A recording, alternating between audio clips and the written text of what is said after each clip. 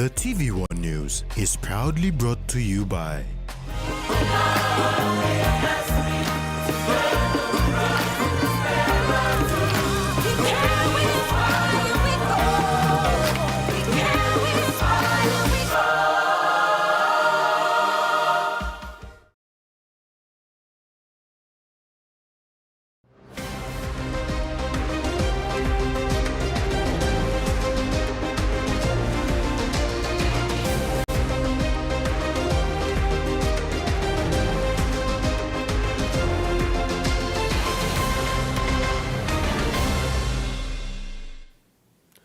Hello and welcome to TV1 News. I'm Rex Litter.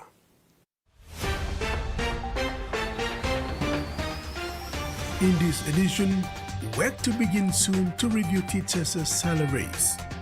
Financing arrangement for Rabaul Port almost ready, and Usinobundi DDA provides school fee assistance. The PNG Teachers Association will work with the Teaching Service Commission and the Department of Education to start the process to implement the directions of the Education Minister dated January 29, 2026. Minister Kinoka Feo, in a letter to the Secretary on the above date, directed him to implement what he termed as prime ministerial directions. Among those directions is for the review of teachers' salaries to ensure they are highly paid public servants. Education Minister Kinoka Feo, in a letter on the 29th of January, conveyed the directions of the Prime Minister to the Education Secretary, Dr. Uke Kombra, following a special meeting on January 28, 2026.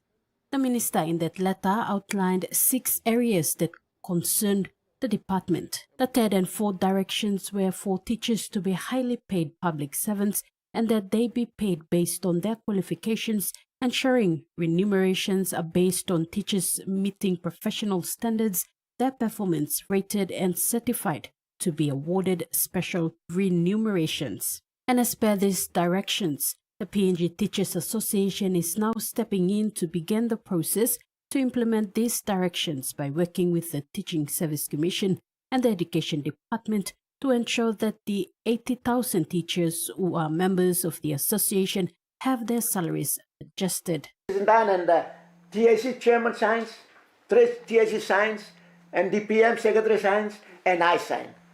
And then becomes legal. Then they will. We are trying to do it before budget close this year, so that it's be including the budget, so that they can start paying next year. Sana Kepe clarified that after the administration process is completed with the Department of Education and TSC, the association will work with the Department of Personnel Management to fast-track the process for payments to be done next year. We submitted on the 29th of April to the TSC. And now it's with the TSC and PNDT and the DPM to negotiate. Then we have to submit. Once negotiated and done, then that's the legal document. So that salary will be calculated from this newly MOA created and submitted already. And he added that the association will take legal action if the department fails to comply with these directions. You have to pay to their account. If you don't pay to their account, then I hear a complaint from one province, I have a lawyer already. Other directives issued to the Education Department by the Prime Minister is for all high school and secondary schools to have food centers, secondary schools to introduce shift classes, school principals be placed on performance contracts and massive recruitment of undergraduates. PNGTA urged teachers who are not members to register with PNGTA to benefit from these directives. I would like to say thank you for the directions that Prime Minister of this country gave on the 29th of January. On the increase on the salary, I am very proud on behalf of the presidents representing the teachers in NCD and the other provinces as well. Tracy Pa, TV1 News. An armed suspect involved in a robbery at the Manu Cash and Carry supermarket in Port Moresby was shot by his counterpart while trying to escape the scene at around 2 p.m. yesterday. According to the police report, the robbers were caught by the public while trying to escape the scene. However, one of the robbers allegedly shot the other. The other three suspects managed to drive off in a waiting car when police arrived. Commander of NCD Central Benjamin Turi is confident to apprehend the trio who are currently on the run. He said police will interview the wounded suspect and retrieve the CCTV footage from the scene. Prime Minister James Marape has thanked France, AFD, the European Union and the European Investment Bank for their growing partnership with Papua New Guinea.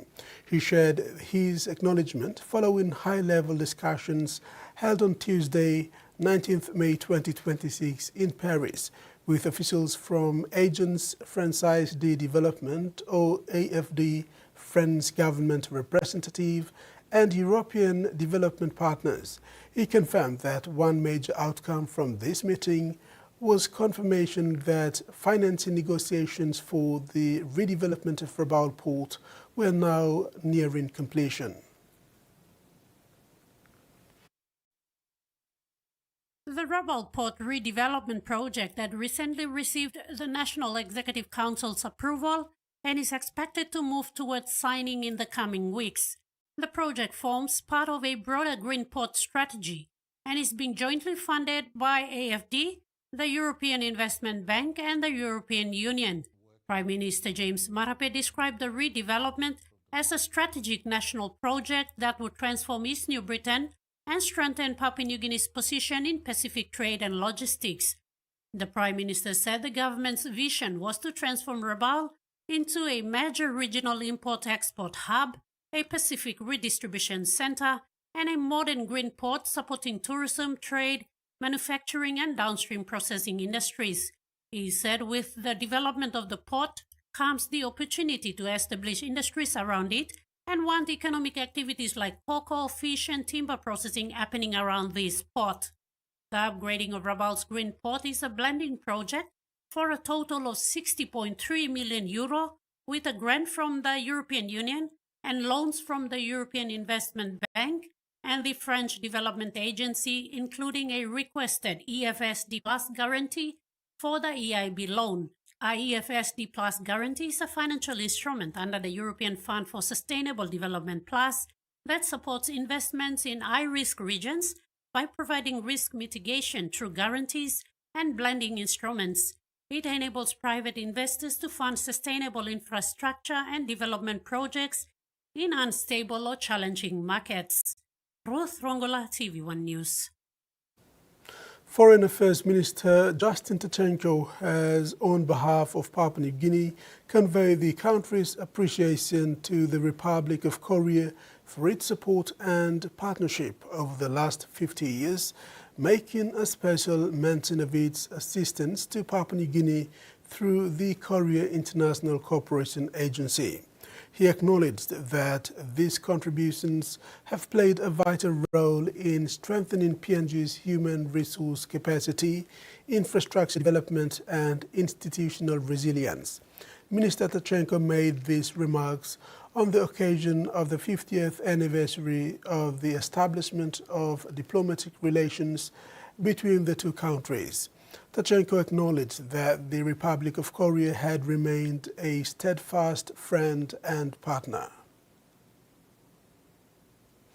Emergency response to Tropical Cyclone Miler is expanding to complement and reinforcement national efforts across the affected provinces in the country through a funding assistance of approximately 8.4 million kina from the United States government through the International Organization for Migration in partnership with the PNG government.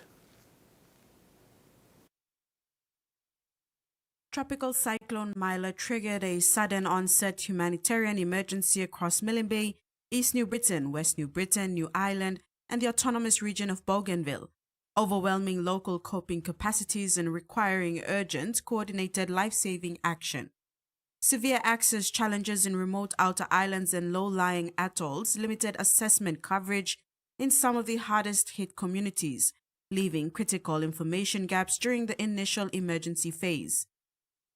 The Go PNG government widespread destruction and population displacement in the affected areas, prompting activation of national coordination through the National Emergency Operations Center, led by the National Disaster Center.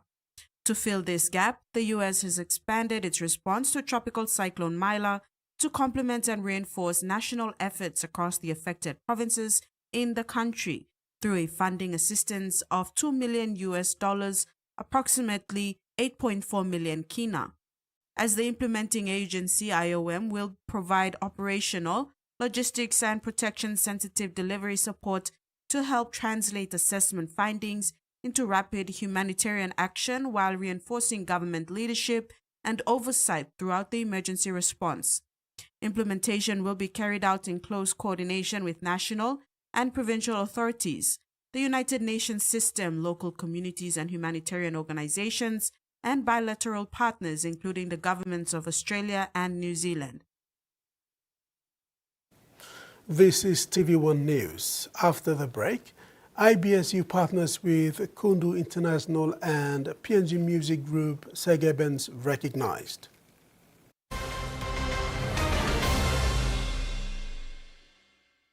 For too long, banking has felt out of reach for many. But now, BSP's One-Took wallet is here to change that. Send and receive money, pay bills, and top up. It's your money, wherever, whenever. Because at BSP, we are committed to improving how our customers connect to our One-Tooks, to our family, to the ones we love. BSP's One-Took wallet. Money made easy. Dial *131# for everyone.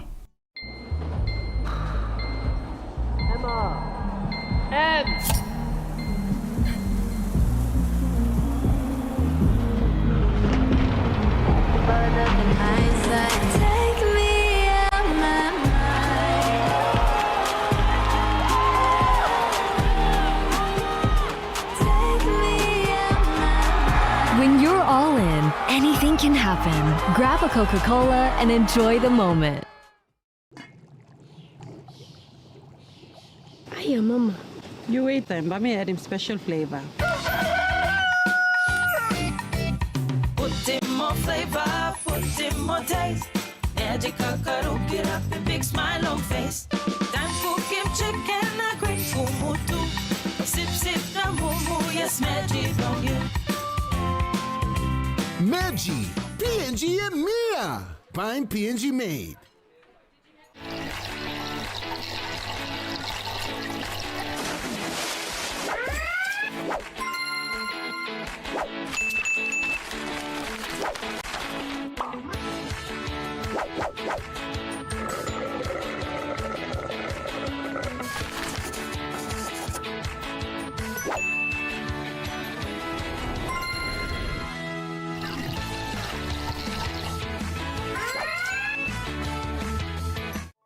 The PNG LNG project has now generated more than 30 billion kina for Papua New Guinea since production commenced. Nearly half of this amount has been paid as tax. Equity distributions are paid to KPHL and MRDC based on the interest they hold. Tax is paid to the IRC, while development levies and royalties are paid to DPE.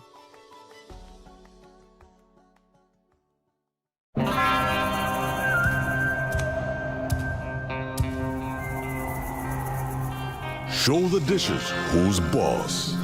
Fight mess with Axion, the tough grease stripper.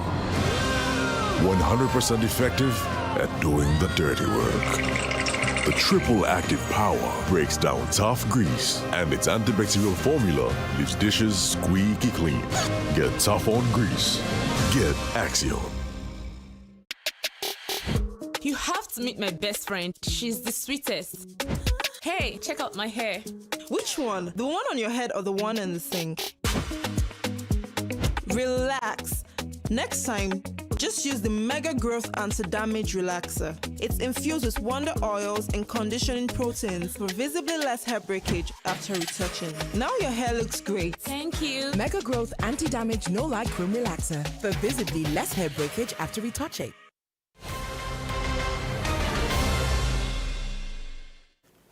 Welcome back. The IBS University has partnered with the Kundu International Academy to provide scholarship opportunities for high-achieving grade 12 students in Papua New Guinea. The partnership was formalized yesterday in Port Moresby through the signing of a Memorandum of Understanding under the Nadesalingam Foundation for Education. According to IBS University, the partnership between IBSU and Kundu International Academy is part of its wider plan to improve access to higher education through partnerships with secondary schools across the country. Under the program, top-performing students will be eligible for merit-based scholarships covering up to 100% of tuition fees valued at more than 70,000 kina, even over 4 years. Director of Institutional Development at IBSU University, Sagara Wijeratne, described the agreement as a meaningful collaboration that will create greater opportunities for students. Acting Pro Vice Chancellor Dr. Glory Sujita Anthony says the agreement will help strengthen pathways for students entering tertiary education through IBS University and IBS College. She added that the scholarship opportunities will be offered to eligible students subject to scholarship entry examinations.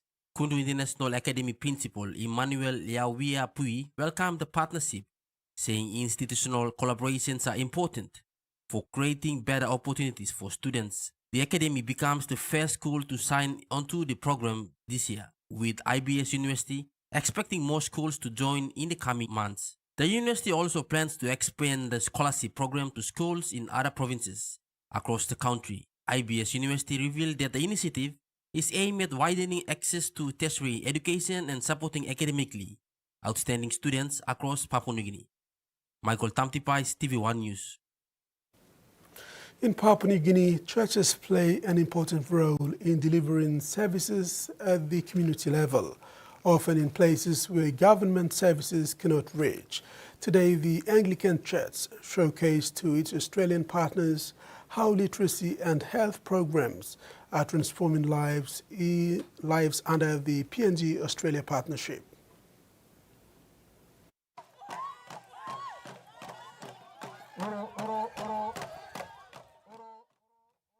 The visit showcased the Anglican Literacy School where adults and children are learning to read and write. For many families, these programs restore dignity, build confidence, and open doors to new opportunities.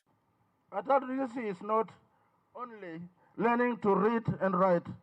It is about restoring dignity, empowering families, and opening doors for people to participate meaningfully in society, church life, and nation building.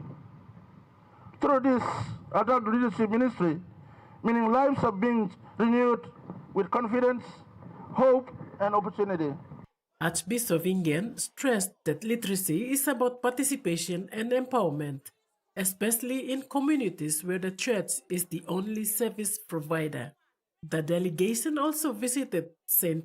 Therese Women's Training School and Heaven Clinic, where Catholic nuns provide maternal health, family planning, HIV and TB treatment, and counseling for survivors of gender-based violence. Through the Church Partnership Program, PNG churches, Australian faith-based organizations, and the Australian government are working together to deliver education, health, and development services. In remote areas where the road ends, the church is there, ensuring communities are not left behind. Schools like this are what we like to call faith in action. That's what's good for all. So thank you so much to the Anglican Church and to churches here today. Australia is proud to support this work. We are proud to partner with you and all the churches of Papua New Guinea under the Church Partnership Program. Today's visit reinforced the importance of the PNG-Australia partnership, showing how trusted church workers are bringing literacy, health, and hope to families across Papua New Guinea. Joanna Pile, TVWAN News. The Usinabundi District Development Authority has come to the assistance of 39 Usinabundi students attending tertiary institution in Madang with a tuition fee assistance of more than 168,000 kina. This is part of a 1.5 million kina allocation by the DDA to assist tertiary students of the district, where 1 million kina has been committed to assist tertiary students and 500,000 kina to students attending in short course programs. Chairman of the Usinabundi DDA and local member Vincent Kumura says the tuition assistance program has purposely been introduced in an attempt to rewrite a new narrative for the district by ensuring students are given a fair chance in life by investing in their education. It complements the hard work done by the parents over the years. And by investing in your education, I want to give you an extra push and complement the efforts that your parents have invested in your education. It's just an extra push. But the onus is on you students. We trust you, we believe in you. That's why we are here to invest in your education. But it's what you do of this opportunity while you're on this campus. There are many things that you will learn in life. And one of them is to choose your friends wisely. Do the right thing at the right time at the right place. And if you can master these things, this will help you push you forward beyond boundaries. Kumara inspired the students with his own education journey from the Bundi hinterlands to the USA and how such tuition assistance from various people he crossed paths with made an impression in his life to become what he is today. Furthermore, students were reminded of today's tough economic conditions and were told to consider the investments from parents and sponsors and think of how they can be able to contribute to developing Usinabundi. It's such a great relief and it's a cry of joy. So I can imagine you students, it's a difficult time now in PNG's economy. Some of you come from extremely challenging locations. Some of you come from backgrounds who are subsistence farmers who just don't have the money to pay for your education. They have to go around and look to amass the funds necessary to put you to school. So while I'm given this position to serve in this capacity as the mandated leader, although it's a very short time because I'm a byproduct of I am the product of the by-election, I want to make sure that I put my money where my mouth is. I want to make sure that the priorities of this district are being honored, and one of them is education. That's why I'm here. President of Divine Word University, Professor Father Philip Gibbs, welcomed the tuition assistance to students attending DWU and encouraged students to see Mr. Kumura as a role model. I've known him as a man who's always willing to help people, and I think he's a good example for all the students here to see a relatively young leader who's got a really good heart for the people that he's serving. The students were very appreciative of the district's tuition assistance. The Usinabundi Tertiary Assistant Program team has so far visited and paid the tuition fees for students attending institutions in Gorka, Ley last week and Madang. They will now head up to the Upper Highlands, the New Guinea Highlands and in Port Moresby in the coming weeks. Tracy Pa, TVWAN News. The Sir Brian Bell Foundation is extending its blood donation drive, bringing in more people to participate in this life-saving campaign. This initiative aims to collect much-needed blood supplies to support patients in hospitals, as blood remains one of the most critical medical needs in hospitals. The blood donation drive is one of the key focus areas of Sir Brian Bell Foundation, with the aim to collect much-needed blood supplies to support patients in hospitals across the country and in Port Moresby, including the Port Moresby General Hospital, Paradise Hospital, and other identified clinics in the city. This is to address the blood supply demands at the blood bank in Port Moresby. According to the foundation, blood donation drives from the communities remain a major challenge, as many misunderstandings arise from ill-informed community members. According to the foundation, blood donation drives from the communities remain a major challenge, as many misunderstandings arise from ill-informed community members. For this reason, the foundation says blood donations from well-arranged drives help them to meet their targets. The foundation has been visiting schools, churches, and business houses where blood donations where kind citizens have donated blood. The foundation is now calling on more organizations to come on board and help save lives. Michael Tamtipais, TV1 News. Segabens of Dagwa has been nominated in the Yumi FM PNG Music Awards for the first time in 3 categories. The Duo or Group of the Year 2024, Best New Artist of the Year 2024, and the Album of the Year 2024. According to Yumi FM PNG Awards Committee, their nomination is a recognition of their outstanding talent, dedication and contribution to the growth and promotion of PNG music. Segments of Dagwa is a local band originating from Dagwa in East Sepik Province, the name known in Tokpisin as Tewel Bilong Dagwa. The group comprises singers drawn from the region and has worked with studios such as Live Wire Production and DK Music. For the band, their nomination is a major breakthrough. Their debut songs are inspired by real-life stories from Dagwa and aim to promote tourism in East Sepik Province. 2 of their hit songs, Kadai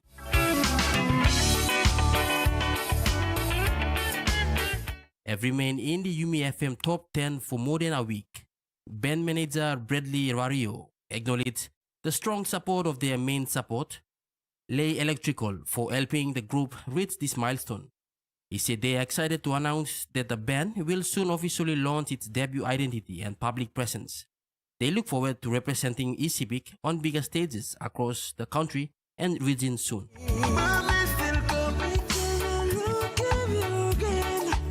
Michael Tamtipais, TV1 News. In finance news, the Kina closed unchanged at $0.2296 in the interbank market. At Bank South Pacific, our Kina was buying $0.2221, $0.3068 Australian dollars, 0.1830 euro, and 35.02 Japanese yen. Looking at commodity prices at New York close, oil closed lower, except gold and palm oil closed higher. And on the stock market, the Dow Jones closed higher, ASX closed higher, and all ordinaries closed higher as well. TV1 News continues when we come back. Stay with us.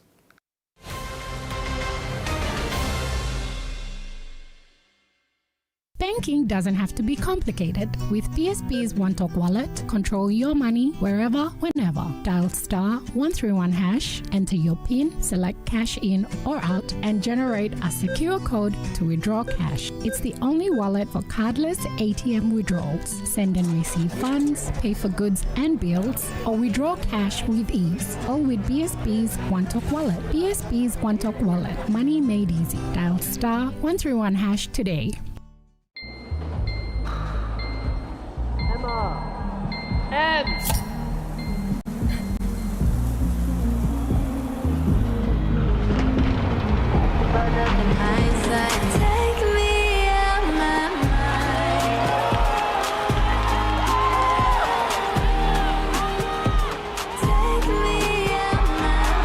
When you're all in, anything can happen. Grab a Coca-Cola and enjoy the moment.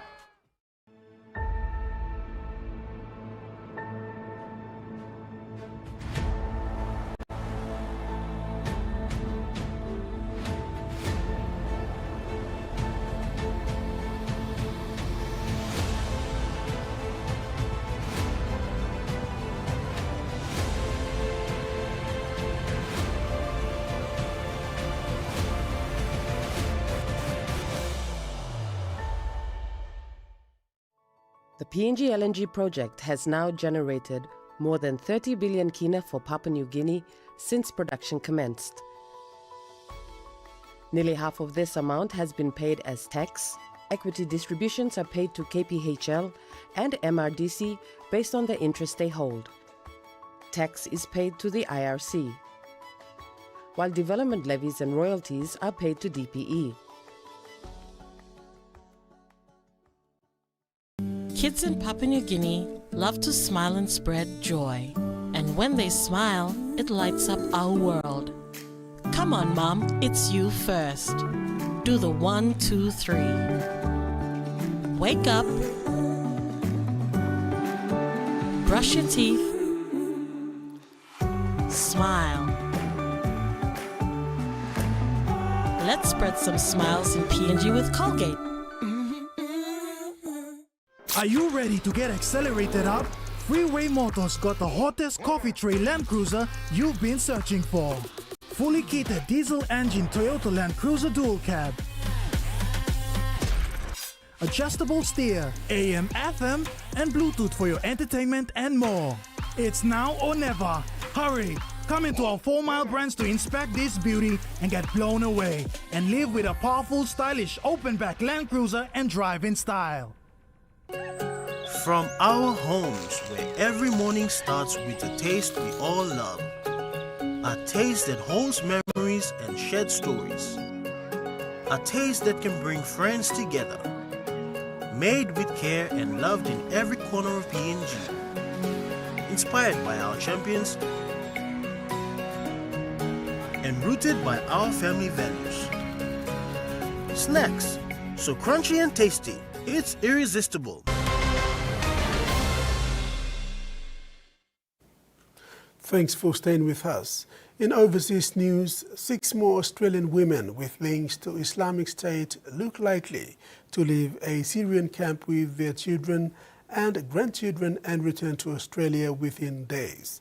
It follows last month's return of 4 women and 9 children.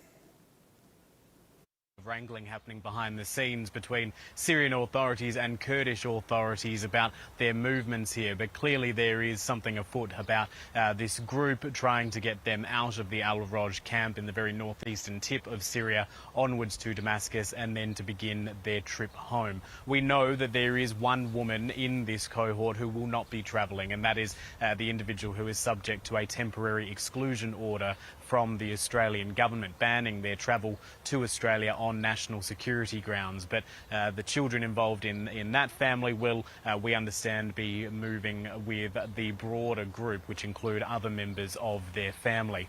There is this uncertainty about the exact timing of it, and that is still to be arranged there. A lot of back and forth between the authorities about this movement, but certainly the intention is there. And while camp officials are telling the ABC explicitly that they are not aware of any moves at this point, clearly this is spreading through the local community. Other camp officials and members of the Syrian government bureaucracy are saying that this is imminent. The Prime Minister, Anthony Albanese, was asked about this earlier today, and he said that reiterating that Australia is not helping to bring these individuals home, that they will face the full force of the law if and when they do return. Of course, that is something which in the past has not satisfied members of the federal opposition, demanding that the government do more to block this group from travelling to Australia and seizing upon things such as the fact that they have been granted single-use passports to make that journey. It was just a couple of weeks ago, about a fortnight ago now, that another group, a group of 4 women and 9 children, did travel to Australia through Damascus, then on to Qatar, where they flew from there to Sydney and to Melbourne. 3 of the women were arrested on arrival by the Australian Federal Police. 2 of them are facing charges relating to slavery, another facing charges of joining a terrorist organisation, Islamic State, and staying in a declared terrorist zone. All 3 of them are still in custody, Joe. The New South Wales economy is set to grow slower than the rest of the country, weighed down by bigger mortgages and rising interest rates. A month out from the state budget, that means government's warning they'll have to be spending restraint. But it is hiring an extra 1,000 nurses using cash it's already tucked away. Hospital, and staff had a new admission to contend with. We've actually caught us at probably one of our busiest times. But Chris Minns came with a peace offering, more support for a nursing workforce that's under strain. These people deserve more than anyone. Fire brigades are the heroes. They're all the pretty boys with muscles. The Premier was a firefighter. Oh, I'm sorry. The next phase of so-called safe staffing levels will soon begin with a ratio of 1 nurse to every 4 patients in general, surgical and specialty wards. It's already helping exhausted staff in emergency. As a previous ED nurse, seeing the ED rollout of safe staffing levels has brought great relief. Close to $1 billion was previously set aside for the project. Now a new round of recruitment will begin. It'll be well over probably 1,000 nurses over the next 9 to 12 months. But future spending on public services could have to be reined in, with the state's economy losing momentum.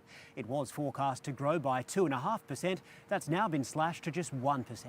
The Treasurer says the war in the Middle East will push up costs and reduce spending power in the state with the biggest mortgages. Higher interest rates hurt working Australians in every state, but they hurt working Australians more in this state. Excuses, excuses, excuses.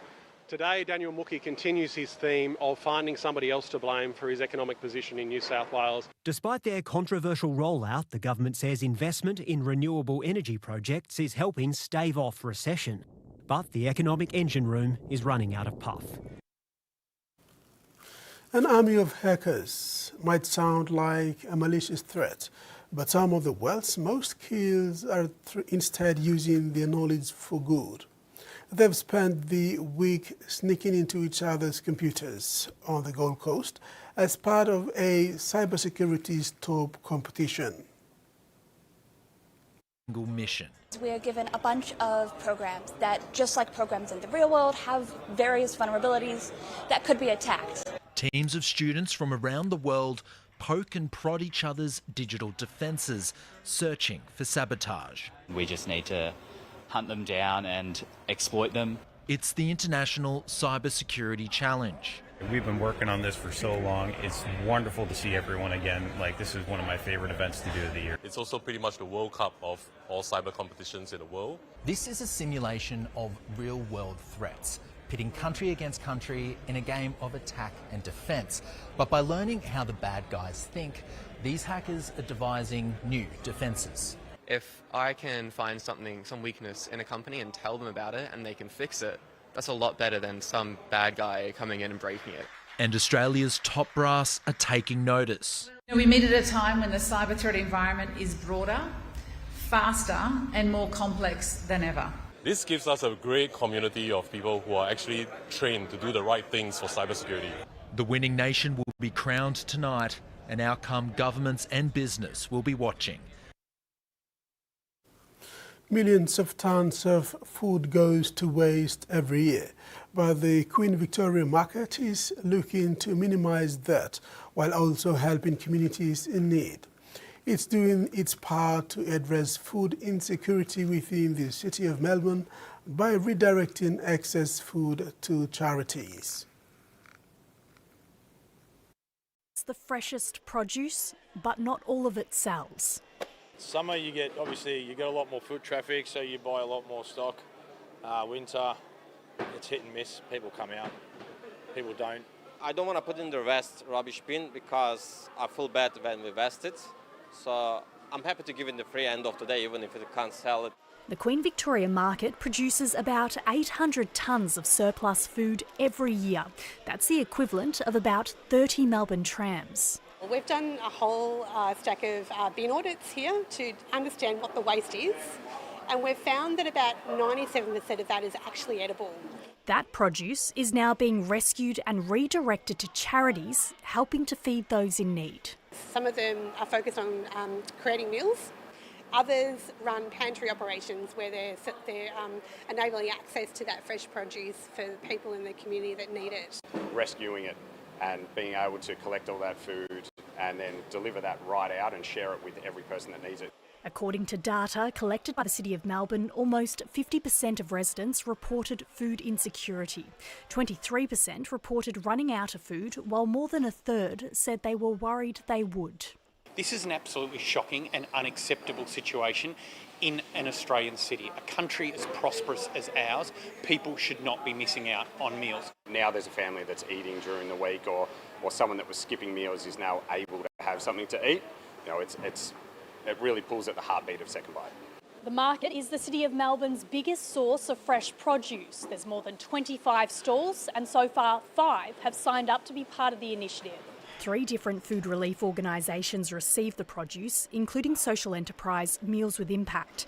It creates halal and culturally appropriate meals for diverse communities. We can feed up to 600 people a week, and that we usually say that's there's 5 members to a family, so that's 30 families within a week. There's hopes to expand the number of stall holders involved and eventually branch into meat and packaged produce as well. And that ends the news segment. Later in sports, Barramandi's unsure of World Cup sport despite qualifier win. We'll have that story and more when we come back.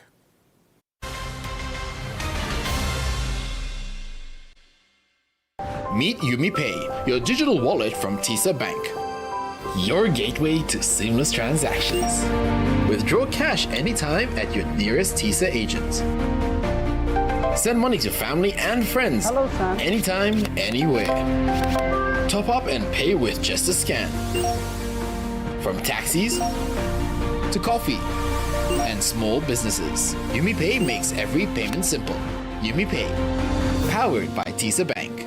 Use our tools some condom and one way where you can abuse him seek HIV, STI na unplanned pregnancy. Tingim, use him condom long right way. Stop safe na look out him you yet. Use him condom all get a time. Suppose you know save long HIV status long partner blog you, or suppose you got plenty partner. Use him condom good all get a time. Long haborus him seek HIV, STI na unplanned pregnancies. Use him condom banis him you yet na future blog you. This platok save ikam long National AIDS Council Secretariat. Every growing child needs the best care to help them grow physically, socially, intellectually, and emotionally.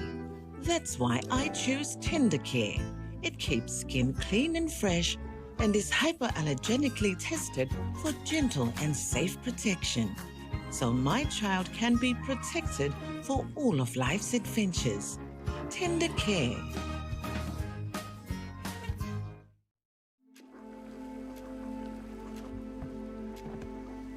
Dad's gonna be home soon. Dinner's not ready. He's gonna be mad. Mom's trying her best. If it's not ready, oh no.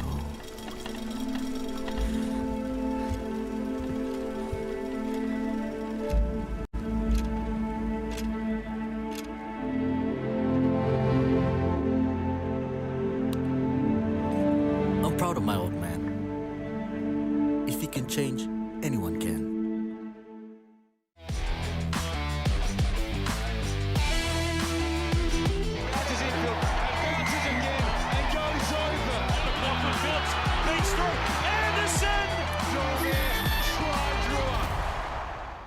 Wake up to what matters, from breaking news to weather, business, and the stories shaping Aotearoa and Pacific.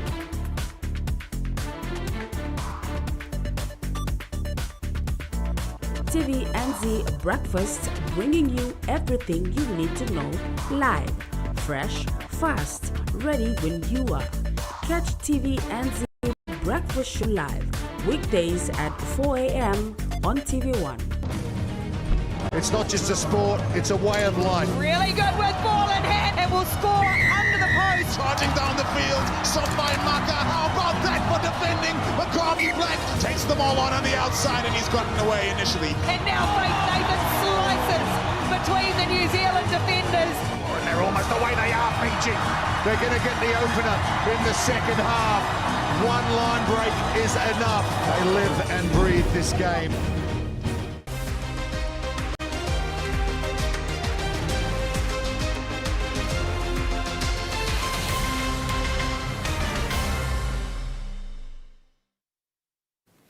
In sports, despite winning the ICC East Asia Pacific World Cup qualifier in Japan, the PNG Barramundis remain unsure if they have secured a spot in the 2028 World Cup. They are now awaiting confirmation from the International Cricket Council on whether their tournament victory guarantees qualification. The PNG Barras had registered 3 wins from 4 matches to finish ahead of Japan and were crowned champions of the ICC Men's T20 World Cup East Asia Pacific Sub-Regional Qualifier. Despite winning this World Cup Sub-Regional Qualifier, the Barramundis are not sure whether they have made a direct entry into the 2028 ICC Men's T20 World Cup. Team captain Asad Vala spoke about the Barramundis' road to World Cup upon their arrival from Japan yesterday. To be honest, with the World Cup, we're not sure if we are going directly to the World Cup or we might be going to another qualification with the East Asia and Asia. I mean, the qualifiers the last time we played in Oman, so we're not sure what's going to be happening. But if we are able to directly qualify, you know, we deserve it because we could directly qualify for it. But if there's another qualification that we need to go to, you know, we gave ourselves another opportunity to go out there and try and qualify for the World Cup. But I'm really proud of the boys that we played all throughout the 2 weeks. If the Barramundis do not secure direct entry into the World Cup, they are expected to participate in another regional qualifying tournament. This major qualifier will see the Barras play Nepal, Hong Kong, UAE, China, Malaysia, Oman and Singapore. International Cricket Council has 3 spots to be filled for the World Cup, and the top 3 teams in this qualifier will get a nod for the 2028 event. The Barramundis captain was satisfied with their performance and the result from Japan. He said the team will be going into training and prepare for further qualification tournaments. However, if ICC confirmed they have secured qualification through the Japan tournament, they will be looking forward to have another go at the World Cup. The PNG Barramundis keeper also praised debutant Gaba Frank for an exceptional performance in the senior tournament in Japan. The former under-19 captain was the only player to have played in Japan before in that category and was helpful for the team throughout the recent tournament. Vala spoke highly of the young gun's involvement and expects him to add more value to the team in the coming years. I haven't played in Japan before, so we got some advice from him on how the wickets were playing and all those stuff. So he was the only one that played in Japan before with the under-19. So you know, he has worked really hard to get into the team, and he deserved his spot in the team in the last 2 games. And with his first ball for the national team, he got a wicket. So you know, it was an unbelievable experience for him to get a wicket on his first ball. The POM AFL 2026 season is well underway, with the competition heading into its 3rd round of games this weekend. In the senior men's ladder, the Uni Tigers are sitting on top, reflecting strong recruitment during the off-season. Overall, teams are looking settled and are eager for the season ahead. A major boost for the competition is the return of the Defence and Tauranga Suns Club to the competition, which will greatly assist with overall availability and competition depth. This season features growth in both divisions, with 11 teams in the men's competition and 8 teams in the women's competition. POM AFL has also welcomed a new platinum sponsor for the naming rights following the withdrawal of Money Plus. Jackie Enterprise is now the new sponsor, and the competition will be officially known as the Jake POM AFL 2026 Premiership Cup. Rabbitohs forward Jai Arrow has announced his immediate retirement from the NRL on medical grounds following a diagnosis of motor neuron disease.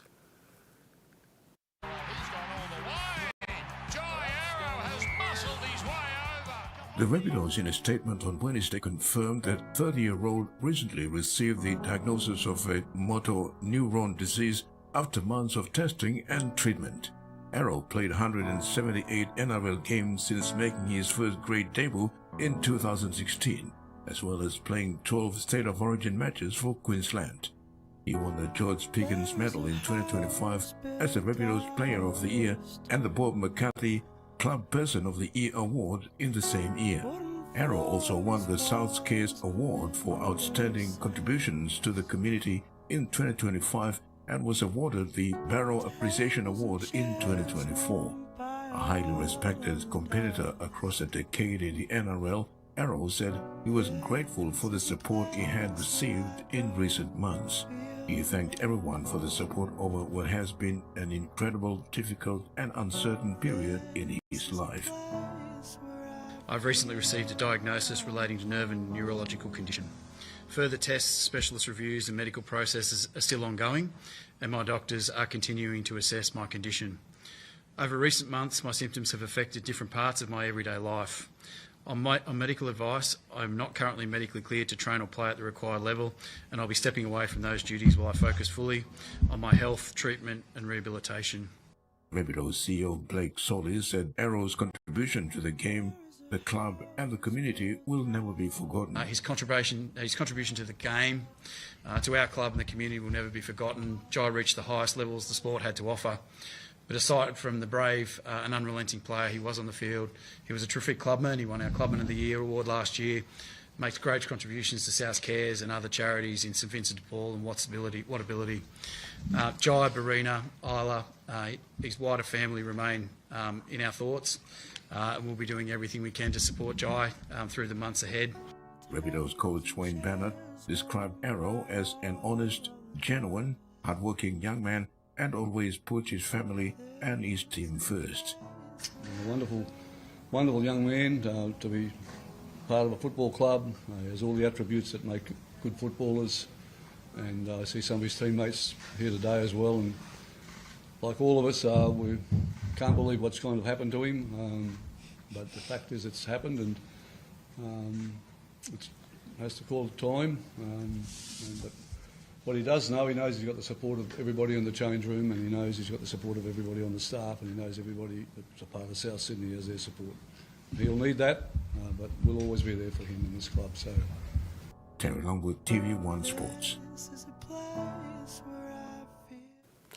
The New South Wales Blues Tolu Koula is amongst 6 debutants to look out for in the State of Origin Game 1 next Wednesday at Accor Stadium. The Blues coach Laurie Daly is back in his outside bag on the big stage. The Sea Eagles centre and speed demon is amongst the fastest player in the NRL. He bends his opposition with his speed to find the try line and has done that week in, week out for Manly Sea Eagles. Short pass, beautifully read, and Tafa's pass has been put down. Just too many Manly bodies. A free play, they're treating it as hello. Cola's in the clear. Mam is chasing. Cola for the corner. He got there. Cola is over. But that's at the club land. Origin is a different beast. He has a big task at hand, and that is to replicate that form in the Origin and make his state proud. Coach Laurie Daly was adamant about the selection of Koula on the wing when he unveiled his Blues team on Monday. Yeah, he's someone we've been tracking for quite a while, and someone that we think has got the game to suit Origin. He's played test matches for Tonga, he's played close to 100 games, NRL. Physically, he's really strong, and he's got gas.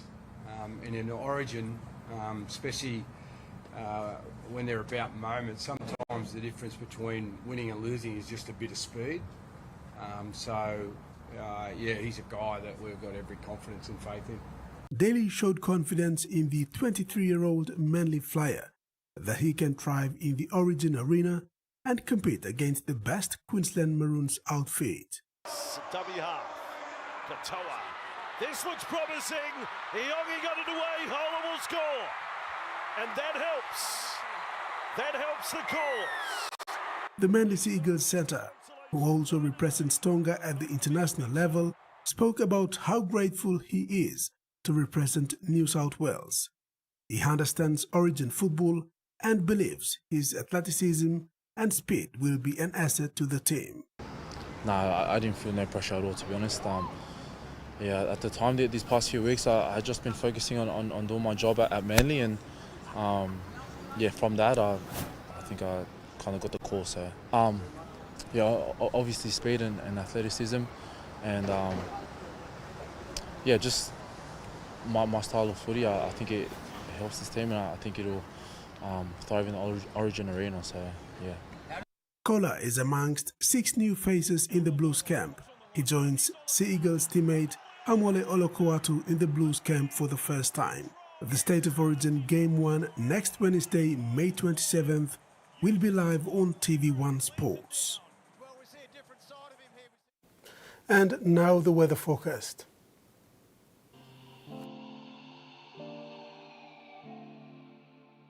In regional forecast, southern Port Moresby and Daru, fine partly cloudy. Poponeta mostly fine. Mamase, Lay cloudy with rain showers. Madang, cloudy with brief showers. New Guinea Islands, Kimbe, cloudy with occasional heavy showers, rain and possible thunderstorms. Buka, overcast with occasional showers and thunderstorms. And Highlands region, Mount Hagen, cloudy with showers and possible thunderstorms. Mandi, Tari and Warbeck, cloudy with heavy showers, rain and thunderstorms. Ocean forecast for PNG areas for the next 24 hours. Coral Sea, seas moderate rough with southeast winds of 20 to 33 knots. Solomon and Bismarck Sea, seas light to moderate with east to southeast winds of 10 to 20 knots. Pacific Ocean, seas light with southeast winds of 10 to 15 knots. And coastal waters forecast, waters of southern PNG Indonesian border to Daru to Kioi Island, Kerama, Yule Island to Hood Point, Samurai Islands, seas 1.5 to 2 meters along strong wind areas. Waters of Finsafen through Vitia Strait to CRC Long Island to Madang, seas 1.5 to 2 meters. Waters of Manus and its western group of islands, East New Britain, New Ireland and Bougainville, seas 0.3 to 1.3 meters.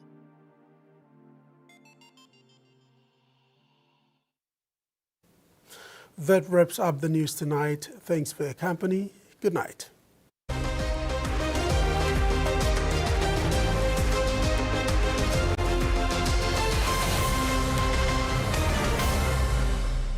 The TVWAN News was proudly brought to you by